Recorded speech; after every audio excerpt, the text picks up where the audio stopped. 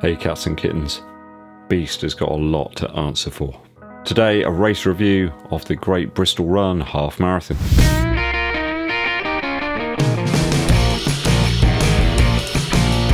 Thanks for joining me on the channel guys, always appreciated. If you're a regular viewer and you haven't subscribed yet, please do, it really helps the channel out by clicking the button below and also hitting that notification bell when I roll out the new videos for you. Make sure to give this video a thumbs up like too.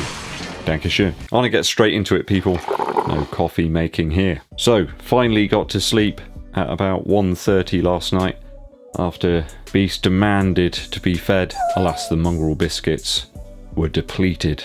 Had a rock and roll gig till about 12 and it took time to pack up and then get back. So, not the ideal preparation for a half marathon.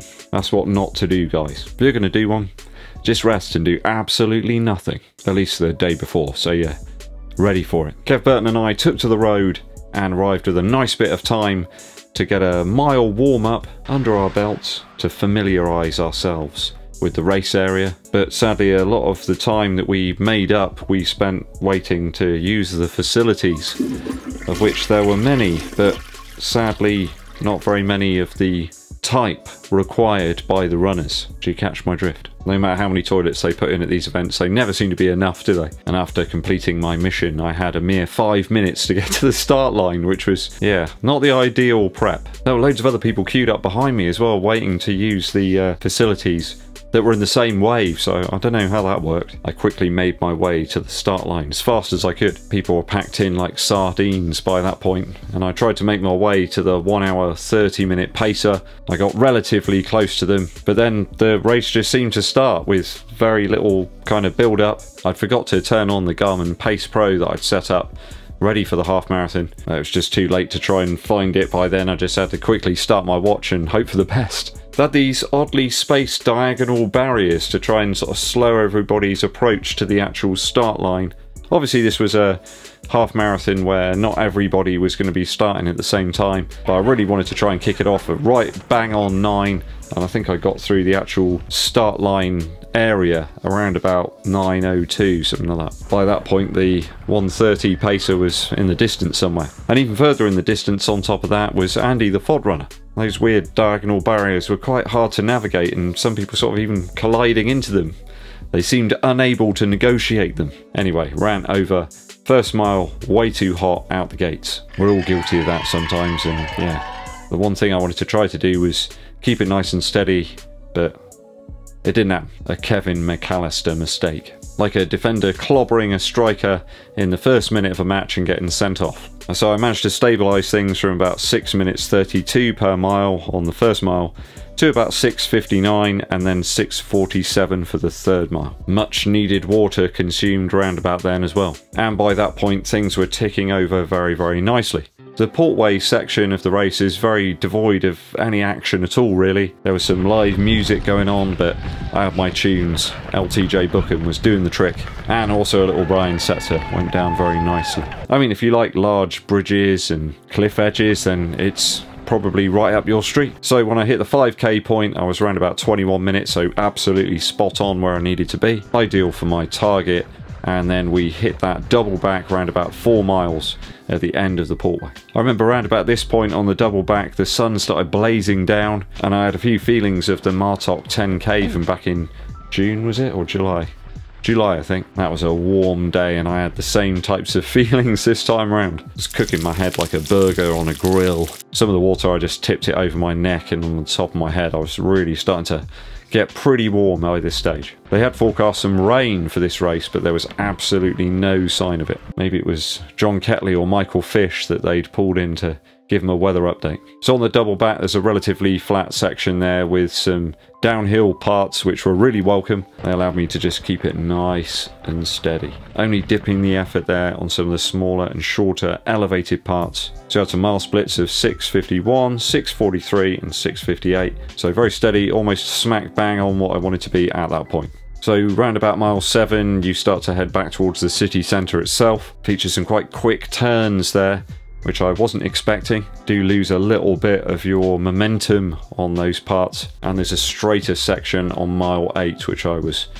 enjoying to a point. I gotta say now, the last 3 or 4 miles of this course are very, very bendy. They are windy, there's lots of turns, some very sharp double backs. I don't think the short climbs here will lose you an awful lot of time, but I had 2 major issues come about during the race at this stage. So you got to remember, guys, I'd had practically about 4 hours sleep before the start of this race. It's ridiculous, and I was really conscious about effort. I wanted to try and keep my heart rate smack bang in that zone, the threshold area I know I can keep it at. I don't know why, but at this point the apex from Coros, which I used to monitor heart rate, just seemed to go haywire. I don't know whether it lost connection perhaps to my Polar OH1, which was sort of on this part of my arm, but it was showing up about 182 beats per minute, which is ridiculous. I knew that I wasn't putting that much effort in, but then it kind of freaked me out a little bit. The odd thing was that the Garmin was fine. It was still displaying a heart rate that seemed appropriate. So I think what had happened was, where I'd chucked some water over my head, perhaps it had hit the button on the Polar or something, and that had switched off, and the Apex had gone to its own optical heart rate sensor, which on my left wrist is not very accurate whatsoever. Seems to be okay on my other wrist with the Garmin, so I think that's what it is. I can't think of any other explanation. In these last few miles of the race, you hit some cobblestone areas and also one area with gravel around a square. Those parts really sapped the legs, I'll tell you what. The next percent 2, which I'd selected for the race, the outsole of that just didn't really want to ply with the gravel whatsoever, and running on the cobblestones in any super shoe is not something that I recommend, especially if you're a giraffe man like me. The constant turns there, the windy paths and the double backs put pay to the steady pace that I had before, and the tiredness or accumulated fatigue started to add up a little bit, and it just slowly started to pull me down into the tunnel of despair. No, it wasn't that bad really. I'm just being silly. Those snake-like final miles just really threw me off completely, and I certainly would say running on those cobblestones was not rewarding in any way. On mile 12, I did have a real issue that did shake me up quite a lot.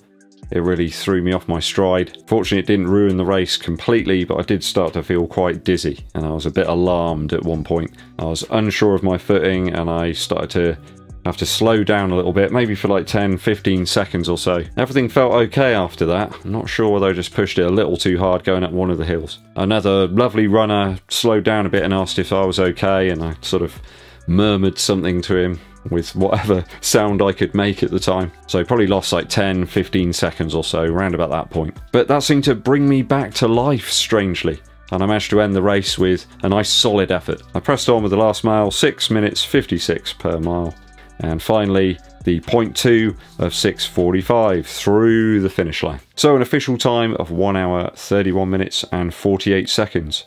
The position seemed to change a little bit, maybe due to some issues that people had with the course itself. I've got a feeling a few people were a bit flummoxed by those decision points that were put into the race. There was a 10k going on at the same time. In fact, there was one runner who actually won the half marathon race today, who thought he was racing a 10k. It was a crazy time, like about 63 minutes or something.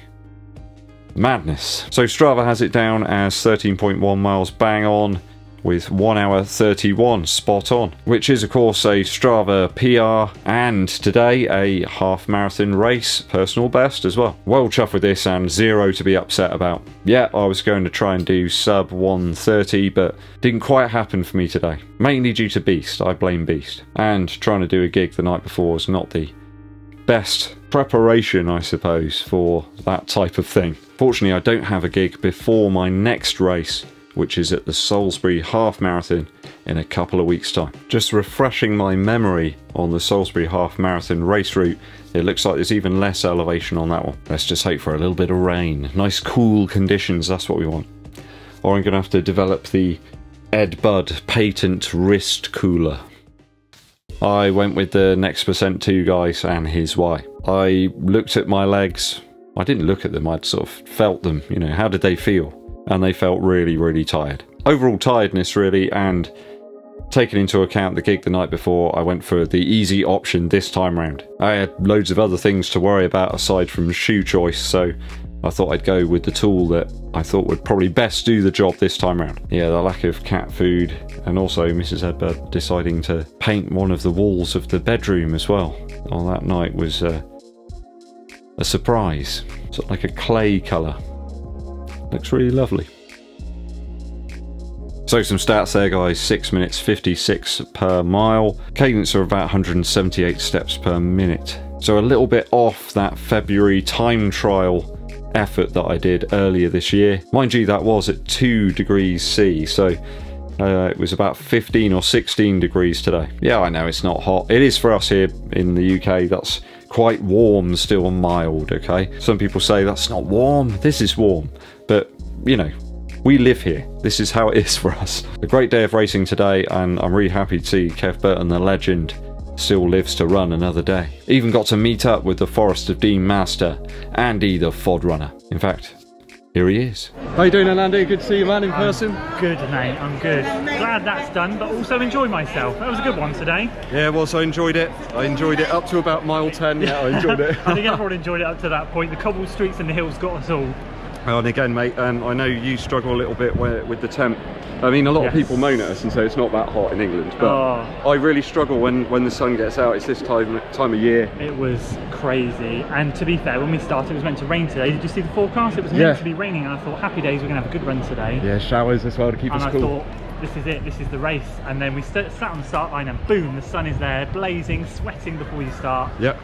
Yeah, no, that's how it felt a little bit. I wish I had the sunglasses too, because I was just constantly going like this at one point. Yeah. No idea where I was going. So yeah. What'd you come in the end? 1:16:02. Oh man. So happy with that. I was going for 75, but the last, like I said, the last 2 or 3 miles, the cobbles and the hills, they just got me a bit. So I was like on pace into that point, feeling really strong, and then I just, all the strength had to go into finishing because, as you know, those last 2 or 3 miles, they were a killer. So we finished strong, nice sprint finish, but yeah, I can't complain, happy overall. What you got coming up next then? Western Supermare half, 3 weeks time, maybe Reading half on November the 8th. A local 9k race, random distance in the end of 9k, yeah, at the end of November, and then to wrap it up, a Christmas 10k, like on the 27th or 28th of December. So yeah, that'll burn off all the Christmas pudding. Not sure, next couple of weeks maybe Salisbury half. Oh, nice. I got some unfinished business with the Salisbury one from a couple of years back. You know, in the normal times. Yeah. The normal times. Do you remember those? Yeah, well this feels like, they've done a great job today. This feels like normal times, but who knows what's going to happen at winter. We've got to make the most of this. Yeah, I did see your vlog the other day where you mentioned about that, and yeah, I totally agree with you, Andy. It's I'm just getting as many races in as I can as much as we can, as much fun as we can until it gets cold, and let's hope things don't deteriorate, because you know, it's so nice just seeing everybody queuing up for the toilets again. Yeah, it's a normal race environment, and that's what we want to see. Awesome, man. Tell you what, it's really good to actually meet up with you in person as well. We'll have to do it again. Maybe just on some training run we can go around and get chased by the boars and stuff out there. Compare shoes and all that jazz. That'd be cool, man. No, it's good to see you, buddy. Pleasure, mate. Awesome. So with another half marathon to look forward to in a couple of weeks' time, with a more relaxing build-up perhaps, we have a race PR to enjoy and some memories to cherish. I mean, those are the best takeaways from any race day, aren't they, guys? I'd like to hear your race questions down in the comments. Make sure you place them there. I want to say a big thank you to all of you and your best wishes over on Strava and Instagram as well. It's very much appreciated, guys. Thank you. Hey Kev, remember the Oreo biscuits from earlier? Oreo shoes. A quick musical interlude for you. You guys know I love the band Krungbin. One of my favourite tracks of theirs I've been listening to lots and lots over the last few days is called So We Won't Forget. Now I recommend you go and check out the video for this track over on YouTube. It is quite wonderful. Beautifully presented with a really fantastic story. And you don't even need to hear a single word by the actors. Really quite moving, quite heartfelt, and the track's fantastic as well. Go and check it out, guys. A video this time. So We Won't Forget by Krungbin. In fact, I'll put a description in the comments so you can go and check it out. Thanks for tuning in, guys, and sticking with me to the very end of today's video. It's always appreciated. If you haven't done so already, help the channel out in the following ways. By hitting that subscribe button and also clicking the bell below for notifications when we launch those new videos. Give this video a thumbs up like and also share it with your running buddies. My name's Eddbud, and I'll be seeing you